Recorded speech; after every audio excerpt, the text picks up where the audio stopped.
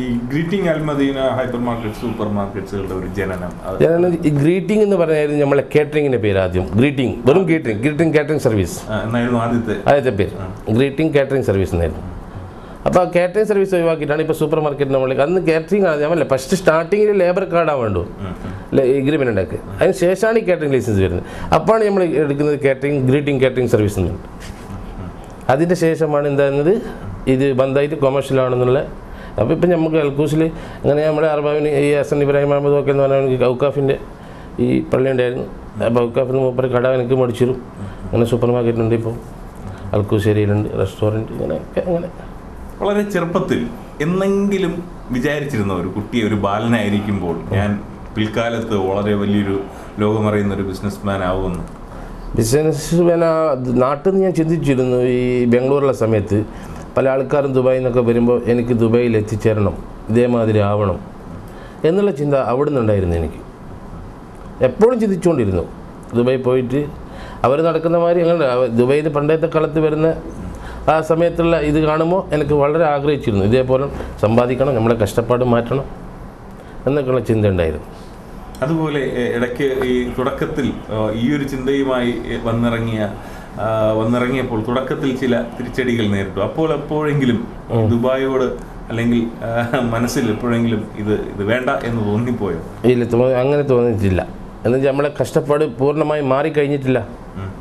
അതുപോലെ ഒരുപാട് ഈ പ്രതിസന്ധി ഘട്ടങ്ങൾ തരണം ചെയ്താണ് മുന്നേറിയത്. ഞാൻ നേരത്തെ ചോദിച്ചതുപോലെ എങ്കിലും ഇനിയുള്ള പുതിയ തലമുറയ്ക്ക് ഒരു ആവേശം പകരാൻ അല്ലെങ്കിൽ ഒരു ഇൻസ്പിറേഷൻ പകരാൻ ഞാൻ ഒന്നുകൂടി അതേക്കുറിച്ചൊന്ന് ചോദിക്കുകയാണ്. ഈ പ്രതിസന്ധി ഘട്ടങ്ങൾ ഒരു പ്രാവശ്യമല്ല 2-3 പ്രാവശ്യം വളരെയധികം പ്രതിസന്ധി വന്നിട്ടും അതിൽ തളരാതെ നിന്ന ആ ഒരു ധൈര്യം അത് എങ്ങനെയാണ് ആർജിച്ചത്? അതിൻ്റെ രഹസ്യം എന്താണ്? എൻ്റെ കഠിന അധ്വാനം തന്നെ മെയിൻ പറയുകയാണെങ്കിൽ. എൻ്റെ കഠിന അധ്വാനം കൊണ്ട് ഇത് ഞാൻ നേരത്തെ പറഞ്ഞില്ലേ, എനിക്കെപ്പോഴും മുന്നേറിക്കണം. എൻ്റെ എനിക്ക് കഷ്ടപ്പാടില്ലാതെ ആദ്യം എത്തിക്കണം എന്നുള്ള എൻ്റെ കഠിന അധ്വാനം തന്നെ. ഞാൻ എപ്പോഴും എന്ത് നഷ്ടപ്പെടുമ്പോൾ ഞാൻ വീണ്ടും അത് എങ്ങനെയെങ്കിലും പിടിച്ചെടുക്കാൻ വേണ്ടിയുള്ള പരിശ്രമം ഇങ്ങനെ നടത്തിക്കൊണ്ടിരിക്കും. അതാണ് എൻ്റെ വിജയം. അതുപോലെ ഇത്രയും സ്ഥാപനങ്ങൾ ഒറ്റയ്ക്ക് ഓടി നടന്ന എല്ലാ കാര്യവും മാനേജ് ചെയ്യാൻ സാധിക്കുന്നുണ്ടോ? അതിൻ്റെ ഒരു രഹസ്യം? അതിൻ്റെ രഹസ്യം ഞാനിപ്പോൾ കുറച്ച് സ്ഥാപനങ്ങൾ കൂടിയപ്പോൾ ഞാൻ മാനേജർമാരെയും ഈ സൂപ്പർവൈസർമാരെയും PRO വർക്ക് ചെയ്യാൻ അങ്ങനെയുള്ള ആളൊക്കെ ജോലിക്ക് വെച്ചിട്ടുണ്ട്. പിന്നെ എല്ലാവരുടെയും എത്തും, ദിവസം കാലത്ത് എല്ലാവരുടെയും എത്തും, ചെക്കിലും കാര്യങ്ങളും ഒപ്പിടാനും പിടിക്കാനും വേണ്ടി. ഇനിയും ഒരുപാട് വിഷനുണ്ട്. എനിക്ക് നന്നായിട്ട് നമ്മൾ കാണുമ്പോൾ തന്നെ വളരെ ഫാസ്റ്റായിട്ട് ഒരു അലസത എനിക്ക് തോന്നിയില്ല. ഞാൻ പുറത്തു വെച്ച് കണ്ടപ്പോൾ വളരെ എനർജറ്റിക് ആയിട്ട് ഫാസ്റ്റായിട്ട് ഓടി നടക്കുന്ന ഇനിയും അപ്പോൾ തീർച്ചയായിട്ടും ഒരുപാട് വിഷൻസ് ഉണ്ടാവും. അതെന്തൊക്കെയാണ്? വിളിച്ചുകളും ചെയ്ത് കഴിഞ്ഞാൽ ഉദ്ദേശം മനസ്സിലായില്ല. ഇനി അടുത്ത പരിപാടിയിൽ സ്വപ്നം സൂപ്പർ മാർക്കറ്റിൻ്റെയാണ് എൻ്റെ സ്വപ്നം. ഇപ്പം ഞാൻ വീണ്ടും ഞാൻ പറഞ്ഞില്ല നിങ്ങളുടെ നേരത്തെ ഗാർഡൻ സിറ്റിയിൽ ഇപ്പോൾ അടുത്ത മാസം സൂപ്പർ മാർക്കറ്റിൻ്റെ ഡിപ്പാർട്ട്മെൻറ്റ് സ്റ്റോർ അടുത്ത മാസം ഓപ്പൺ ആവും. 2-3 സ്ഥലം ഇങ്ങനെ കണ്ടുവച്ചിട്ടുണ്ട്. ജുമേര വില്ലേജിൽ നമ്മൾ വലിയൊരു സ്ഥലം തുടങ്ങാൻ പോകുന്നുണ്ട്. 10,000 സ്ക്വയർ ഫീറ്റോളം ബിൽഡിങ് നമ്മൾ തന്നെ സ്വന്തമായിട്ട് എടുത്തിട്ട് ചെയ്യാൻ പോകുന്നതാണ്. ഒക്കെ വലിയ പ്രൊജക്റ്റുകളൊക്കെ ഇങ്ങനെ അതിന് ആശയമാണ്. നാളെ സ്ഥിതി അറിയില്ല, ഇങ്ങനെ ആശയമാണ് നാളെ അതൊക്കെ ചെയ്ത് തുറക്കണമെന്നുള്ളത്. അതുപോലെ ബിസിനസ്സിലുപരി മറ്റെന്തൊക്കെ മേഖലയാണോ? സാമൂഹിക പ്രവർത്തനം അങ്ങനെ എന്തെങ്കിലുമൊക്കെ ഉണ്ടോ? സഹായം തേടി ആൾക്കാർ ഇഷ്ടം പോലെ വരുന്നുണ്ട്. എന്നെക്കൊണ്ട് കഴിവിൻ്റെ പരമാവധി ഞാൻ സഹായിക്കുന്നുണ്ട്.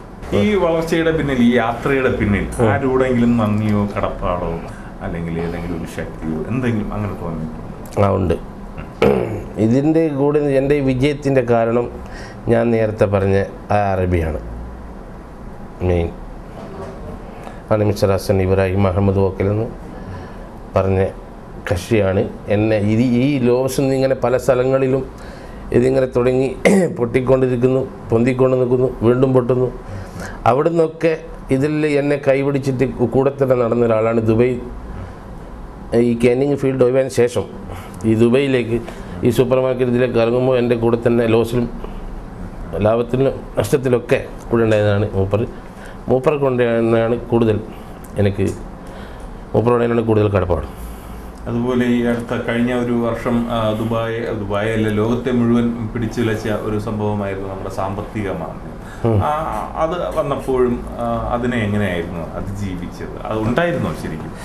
എനിക്ക് ചെറിയൊരു മട്ടത്തിൽ ഇവിടെ ഉണ്ട്, പക്ഷെ എങ്കിൽ കൂടുതലായിട്ട് എനിക്കൊന്നും എഫക്റ്റ് ചെയ്തിട്ടില്ല എൻ്റെ ഒരു സ്ഥാപനത്തിനും ഇന്നത്തെ തീയതി വരെ. കാരണം യങ് ബിസിനസ്മാൻസിന് വളരെ ഉപകാരപ്രദമായിരിക്കും അതിനെ അതിജീവിച്ച ധൈര്യം. ഒന്ന് വിശദീകരിക്കും. എങ്ങനെ? അല്ല, കണ്ടുകൊണ്ടിരിക്കുന്ന പുതിയ പുതിയ ഒരു ചെറിയ ആൾക്കാർക്ക് ഉപകാരപ്രദമായിരിക്കും. അതൊരു സൂത്രവാക്യമാണെങ്കിൽ പറയണ്ട. കൂടുതൽ കഠിന അധ്വാനം തന്നെ, സൂത്രമാർഗം വേണം, കുറെ ഐഡിയകളൊക്കെ വേണം. പക്ഷെ അതെനിക്കിപ്പോൾ പറയാൻ പറ്റില്ല. ഈ ബിസിനസ്സിൽ ഇവിടുത്തെ വേറൊരു കാര്യം പറയാൻ വെച്ചാൽ കേനിങ് കാര്യം ഇപ്പോൾ കേൾക്കുന്ന പ്രേക്ഷകന് അറിയാം. ഈ കേനിങ് ബിസിനസ് പറഞ്ഞാൽ നിങ്ങൾ ഇതിൽ കൂടി പോയി കഴിഞ്ഞാൽ ഞാൻ ഇതിൽ കൂടി പോയി കേനിങ് ഇവിടുത്താണ് ഇവിടുത്തെ മെയിൻ. അപ്പം അതിൽ ഞാനിപ്പോൾ ഇല്ല. അപ്പം ഇതിൽ ഐഡിയയും കാര്യങ്ങളൊക്കെ ഒന്ന് ചോദിക്കണ്ട. ഇതൊരു കഠിന അധ്വാനം ചെയ്തോ, കഠിന അധ്വാനം ചെയ്തിട്ട് മുന്നോട്ട് വരിക. ഈ സൂത്രവാക്യങ്ങളൊക്കെ സ്വന്തമായി തന്നെ തീർച്ചയായും അനുഭവം സ്വന്തമായിട്ട് തന്നെ, വേറെ ആളൊരു ഐഡിയ കാര്യമൊന്നുമില്ല, എൻ്റെ സ്വന്തം പ്രതിനിധി. അതുപോലെ തീർച്ചയായിട്ടും ഇപ്പോൾ ഈ ഹൈപ്പർ മാർക്കറ്റ് സൂപ്പർ മാർക്കറ്റ് രംഗം ദുബായിയെ സംബന്ധിച്ച് ഒരു കോമ്പറ്റീഷൻ മേഖല കൂടെയാണ്. കോമ്പറ്റീഷൻ ശരിക്കും അതിനെ എങ്ങനെയാണ് അതിജീവിക്കുന്നത്? കോമ്പറ്റീഷൻ എങ്ങനെയാണെന്ന് ചോദിച്ചു കഴിഞ്ഞാൽ പല സൂപ്പർ മാർക്കറ്റ് അടുത്ത് വന്ന് അവർ പ്രൈസ് കുറക്കും, പിന്നെ ഓഫർ വെക്കും, പിന്നെ പല പല കാറുകളും അതും ഇതും പ്രൈസും അതേമാതിരി നമ്മൾ ചെയ്യും. അതുപോലെ വിവിധ മേഖലകൾ കൈവച്ച ഒരു വ്യക്തി കൂടെയാണ്.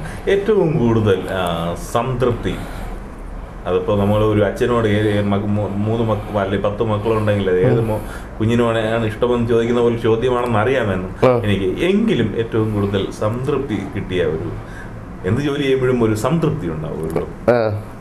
ജോലി എന്ന് വെച്ചാൽ ഞാൻ പറഞ്ഞേ ജോലി അത് പിന്നെ ഞാൻ ഈ ബന്യാസിൽ ജോലി ചെയ്തതിന് ശേഷം പിന്നെ ഞാൻ ജോലി ചെയ്തിട്ടില്ല. പിന്നെ ഞാൻ ഓരോ സ്ഥാപനങ്ങൾ ഇങ്ങനെ ഭരിക്കുകയായിരുന്നു. ജോലി കഠിന അധ്വാനം കൊണ്ട് ജോലി എന്ന് വെച്ച് കഴിഞ്ഞാൽ കടയിൽ നിന്ന് ജോലി ചെയ്തില്ല എന്ന് മാത്രം. പല സ്ഥലത്തുനിന്ന് ഈ ഞങ്ങൾ നേരത്തെ ചോദിച്ചില്ല എന്താ ഐഡിയ, ഈ ഐഡിയ ഉപയോഗിച്ച് പല സ്ഥലത്ത് പോയിട്ടും ഓരോ ഷോപ്പുകൾ എടുക്കാനും ഇവിടെ അപ്പം തരത്തിൽ വെച്ചാൽ ഇതൊക്കെ ആയപ്പോൾ തൃപ്തി തന്നെ.